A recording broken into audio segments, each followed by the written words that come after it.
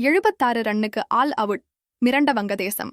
Under 19 ஆசிய கோப்பையை வென்ற இந்திய மகளிர் அணி 2024 அண்டர் 19 மகளிர் ஆசிய கோப்பை கிரிக்கெட் தொடரின் இறுதிப் போட்டியில் இந்திய அண்டர் 19 மகளிர் அணி வங்கதேச அணியை வீழ்த்தி கோப்பையை வென்றது.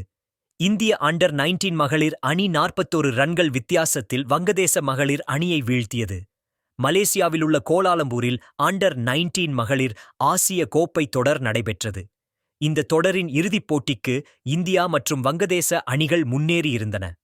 நிக்கி பிரசாத் தலைமையில் களமிறங்கிய இந்திய மகளிர் அணி இந்த இறுதிப் போட்டியில் முதலில் பேட்டிங் செய்தது.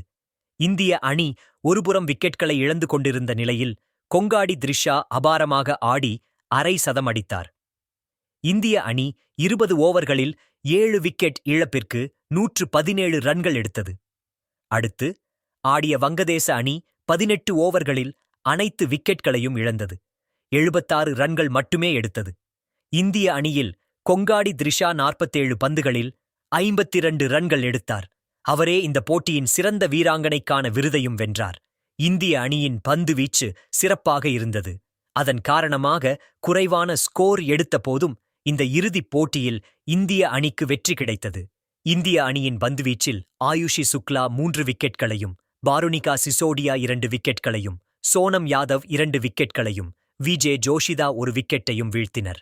பேட்டிங்கில் 52 ரன்கள் சேர்த்த கொங்காடி திரிஷா பந்துவீச்சிலும் சிறப்பாக செயல்பட்டார். அவர் 3 ஓவர்கள் பந்து வீசி 10 ரன்களை மட்டும் விட்டுக் கொடுத்தார்.